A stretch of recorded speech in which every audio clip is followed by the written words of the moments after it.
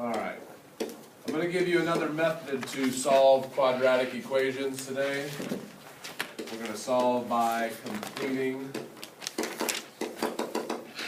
the square.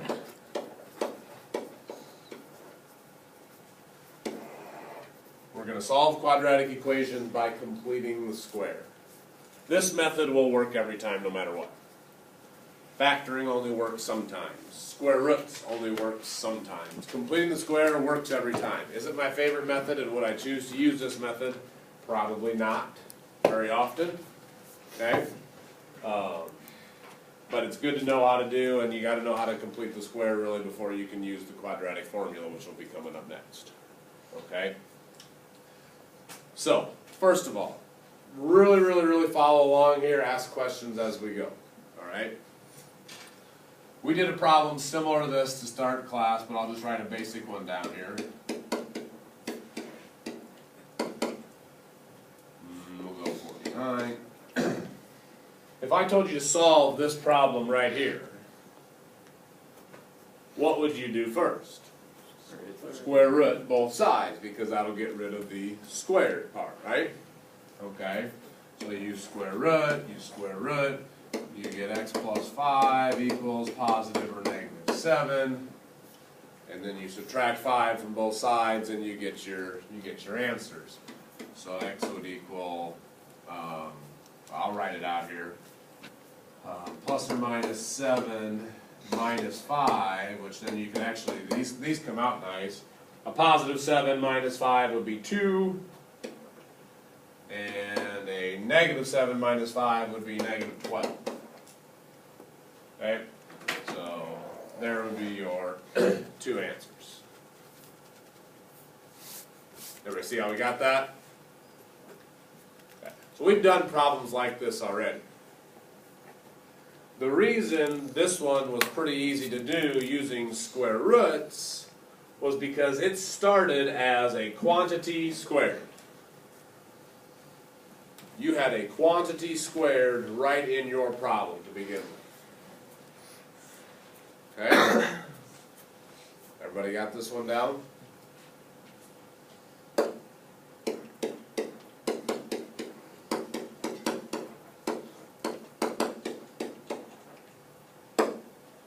a look at this one. X squared plus 10x plus 25 equals 49.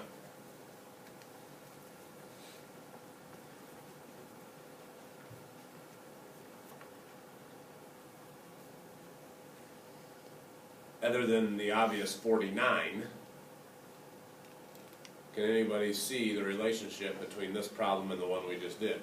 X squared. Both have x squared, yep. Yep. No, you're right. Anybody? It'd be tough. I'd throw it out there first. They're exactly the same. It's the exact same problem. The exact same problem. You see it? Yeah, because if you see it? distribute, if you were to distribute this one out, or what? Do what to this side? To make it look add to exact. 5, multiply 20. If you factor this side, what times what gives you x squared? 5. X times x, and then what times what multiplies to 25 and adds to 10? 5. Don't you really have then x plus 5 quantity squared equals 49? Yes.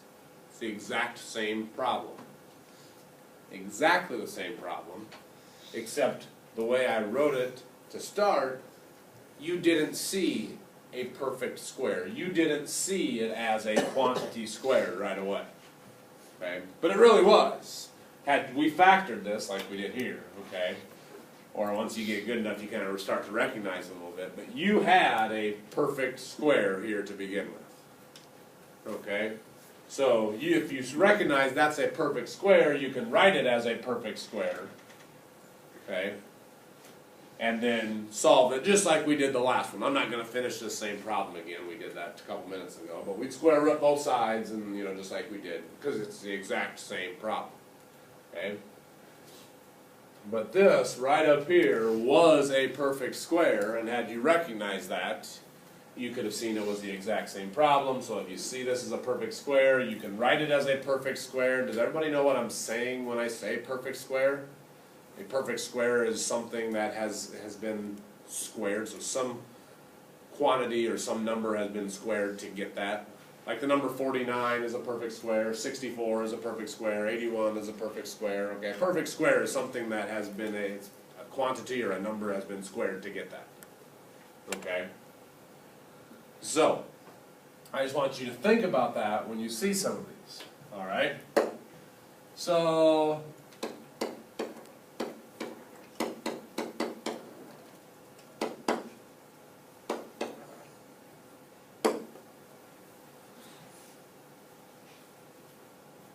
say I asked you to solve this one.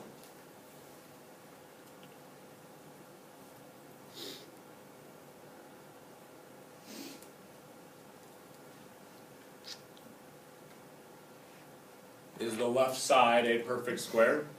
Yeah. Yes. What is it? X minus 3, quantity squared. Because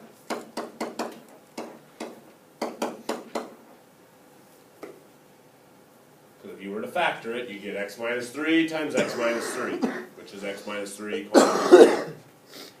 Now do what to both sides? Square root. Square root. So x minus 3 equals a positive or negative square root of 18. You guys okay with me changing it to 3 root 2 real fast here? I'm just simplifying it. I'm just not showing that steps. We've done simplifying radicals before. I'll have to review that with you some other times. There's a lot I want to get done. Add 3 to both sides. X equals 3 plus or minus 3 root 2.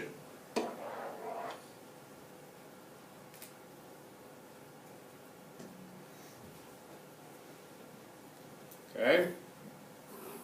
Questions on that?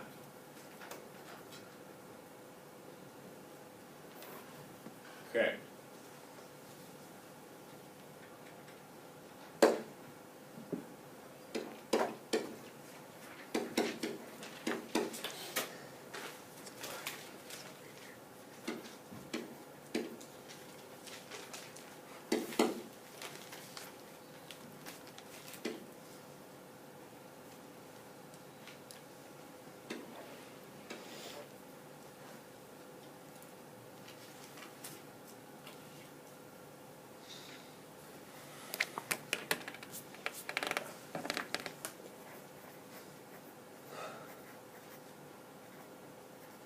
That one's going to be a little bit funny. Let's change that to a negative 20. How am I doing on time? You're at 8 8 minutes. 8? Okay. Alright. Is this a perfect square on the left side right now? No. No. Okay. It is not a perfect square. In fact, it's not even factorable. Alright? This is the new part. Okay? When I say completing the square, what you're going to be doing is making something become a perfect square. Okay? This negative 7 is the wrong number for this side to be a perfect square. In order for this side to be a perfect square, what number would you want to have there? 16. Nice job. How'd you get 16? 4 and 4 adds up to 8 and multiplies 16. He knew 4 plus 4 added to 8, and 4 and 4 multiplied to 16. So if this was a positive 16, then we'd have a perfect square. Okay? So, and we'll practice this here in a second, a lot of times what I do is I take this wrong number, this number that's wrong, and I just move it over to the other side. So in other words, I'm going to add 7 to both sides, right? But then I don't have anything on this side. I don't have a constant. Okay? I'm still going to leave a space for me to put that constant there. Okay? But I just added 7 to both sides, and this is what I got. Okay? So really now I have x squared plus 8x equals negative 13. X squared plus 8x equals negative 13. Now is we're actually going to use the process called completing the square. We are going to make the left side of the equal sign become a perfect square. You guys have told me that if I add 16 to this side of the equal sign, then I'll have a perfect square. Right? Can I just decide to add 16 to one side of the equal sign? Or you do it to both. You can't to just one side, but if you do it to both, then is it okay? Have you changed the equation if you just randomly decide to add 16 to both sides? Is that okay to do? Yeah. Yeah, it's still equal. You've done the same thing to both sides. So if you want to put a plus 16 on this side, just make sure you put a plus 16 on that side as well. You haven't changed the equation, all right? They're still equal. If you add 16 here, make sure you add 16 here. They're still equal to each other then. Now you have a perfect square.